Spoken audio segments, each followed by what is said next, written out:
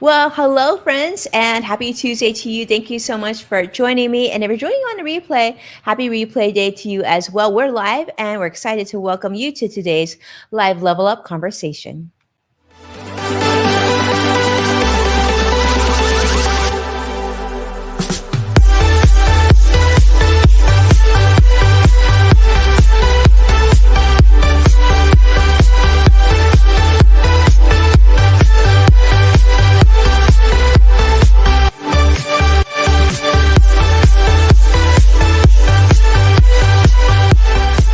Welcome to Level Up with Winnie Sun.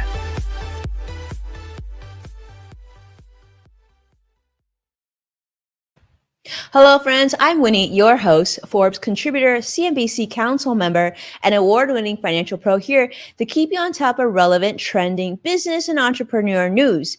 But most importantly, you're part of today's discussion. So we're going to be monitoring and sharing audience feedback throughout the program. Now, for those of you who are joining me, you probably know that I was actually away last week. So thanks so much for coming back today. It's great to see you once again. Let's talk about how the market closed. Unfortunately, it was a triple down day. Market continued to show weakness. It's continued from yesterday. The Dow closed down 105 points. NASDAQ closed down 175 points. The S&P also down 34, a little bit more than 34 points. All news this week are on the Federal Reserve. As you know, the meeting starts today, going into tomorrow, and the Fed, led by Fed Chairman Jerome Powell, is expected to announce some easing policies after its meeting. The idea is that they're going to start to pull back some of the provisions that they put into place because of the pandemic. It's going to be a 2-day meeting. Now, we are expecting, of course, a lot of changes. They're talking about removing some of the economic help that we've had since the beginning of the pandemic, and also talking about starting to increase interest rates around the middle of next year. Now, why are they doing this? Primarily because of the concern of inflation. Things are getting a lot more expensive.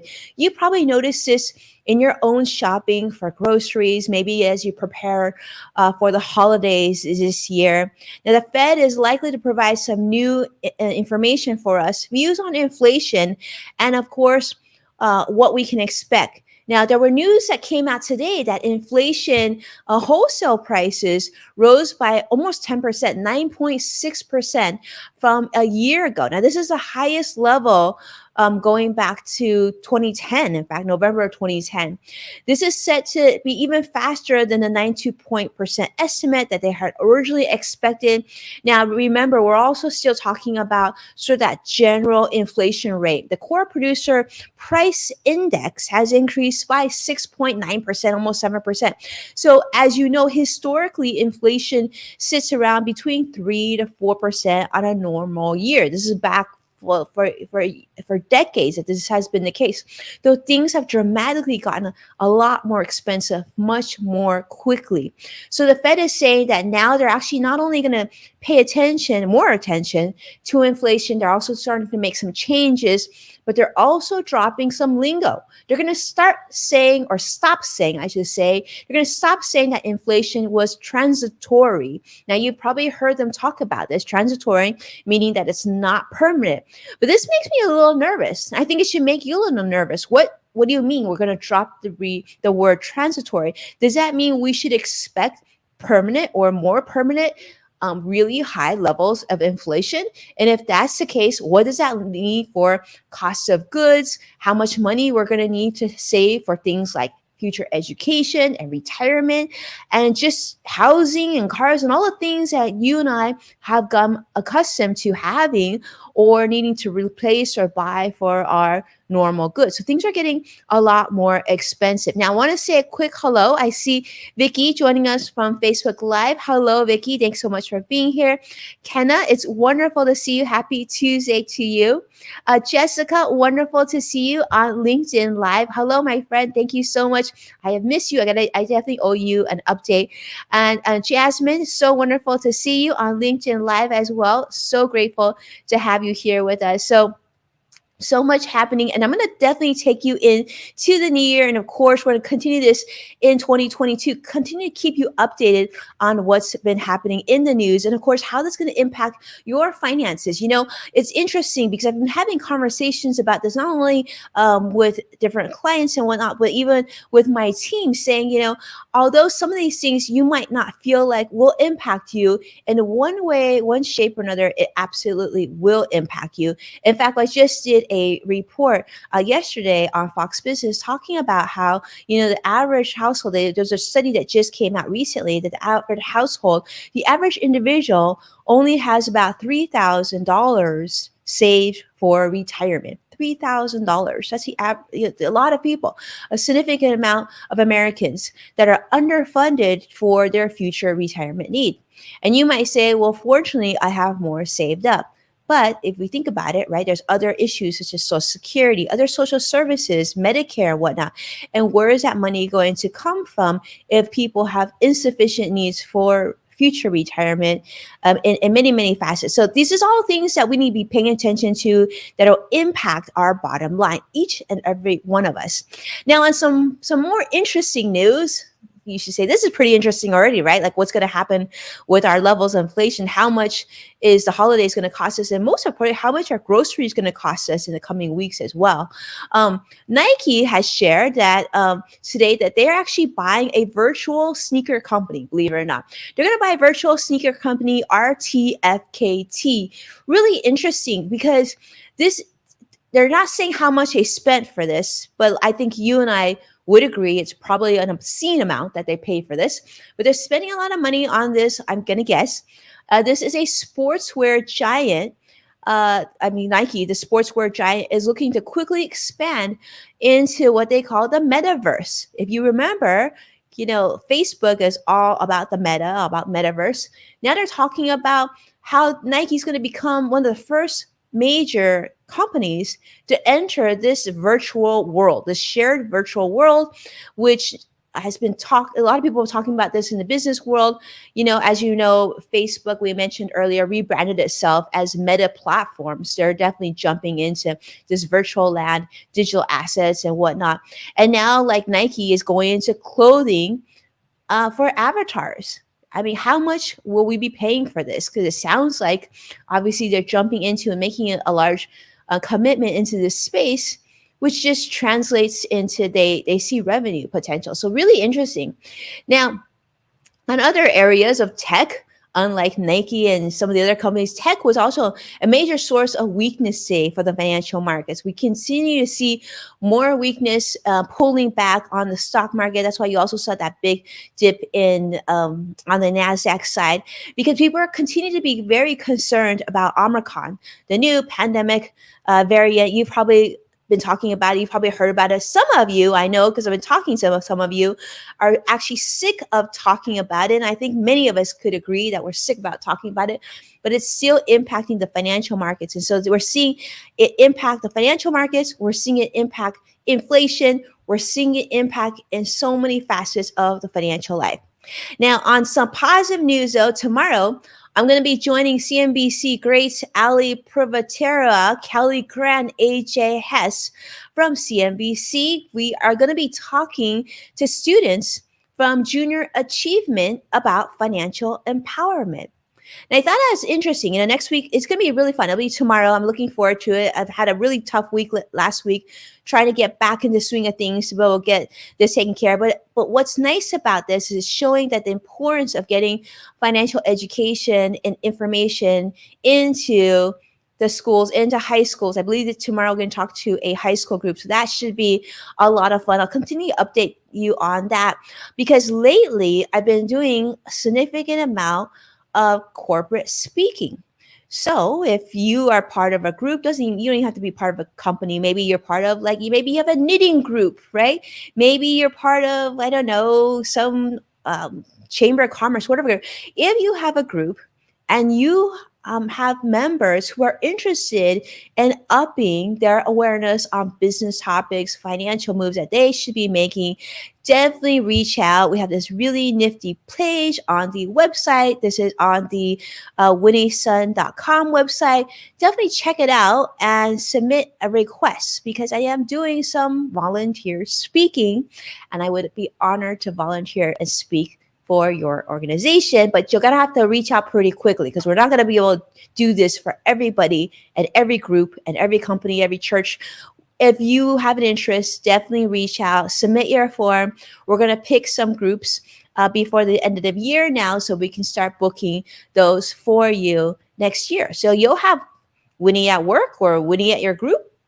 We'll do a special talk just for you. So it should be a lot of fun because on the right, one of the many reasons that we're doing this too is because we've been hearing, and you may have seen this as well. I got this question this week of like many people are quitting their jobs, right? People are retiring early. Maybe they're looking for just a change of pace.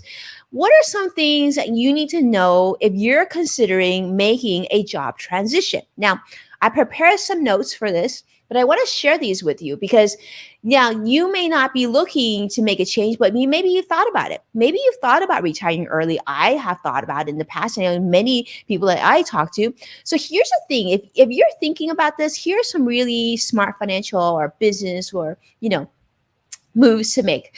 Now, first off, just so you know, if you decide that you're just going to quit your job, I just want you to know that here in the United States, you probably can't apply for unemployment. That's right. If you're quitting your job, you probably can't. Now, if you get downsized, you get let go, you get, laid off, then of course that might be an option. But if you quit, you probably can't. Now, in general, those who quit are also needing to think about not just unemployment insurance, but also thinking about that next transition. Where are you going to come up with the money to be able to provide for yourself? If you have another job already laid up for yourself, then great. The other thing is you actually don't have to provide 2 weeks notice in most cases here in the United States. So if you're looking to make a change, you're just fed up, believe it or not, you're actually not required to give 2 weeks notice. It's nice. It's a courtesy. Most of us do it, but you don't have to. The other thing is that, oftentimes employers will ask you to do this, but you actually don't have to. Okay, you don't have to.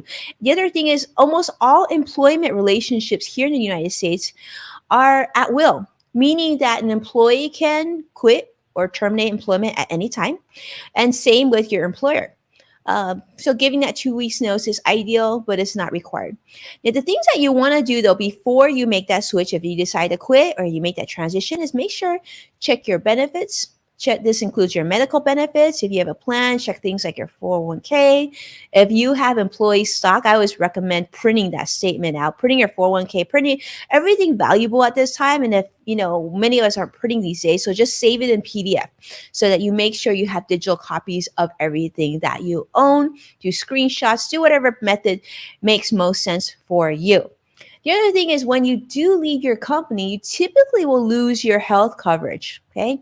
So you want to make sure you have a plan B. What's that going to mean? Is that mean you're going to go onto a partner or spouse's plan temporarily? Are you going to find your own plan on the open market?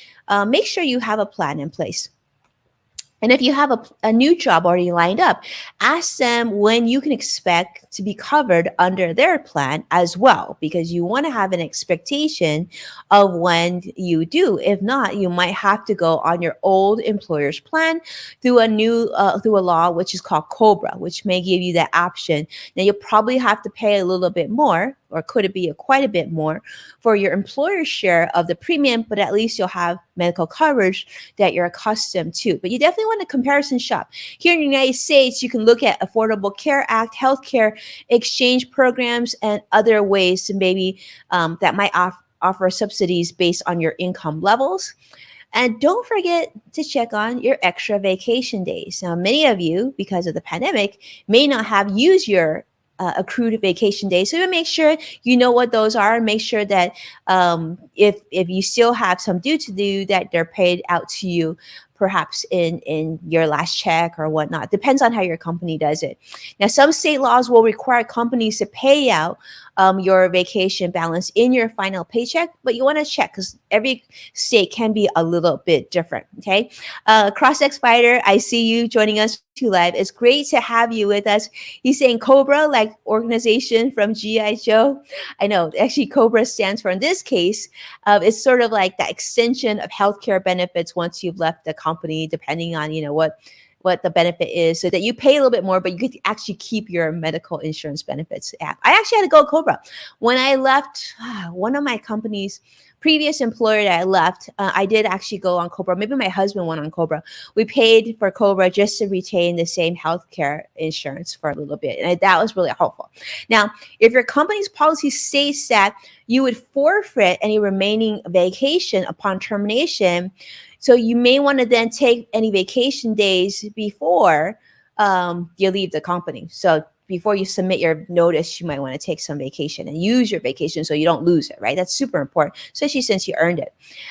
So it's a lot of other things. So think about like family leave, medical leave, anything that's important. Make sure you think about that before you decide to quit or to transition. You just want to make sure you have a full picture of what your benefits package still looks like. Anything left on the table.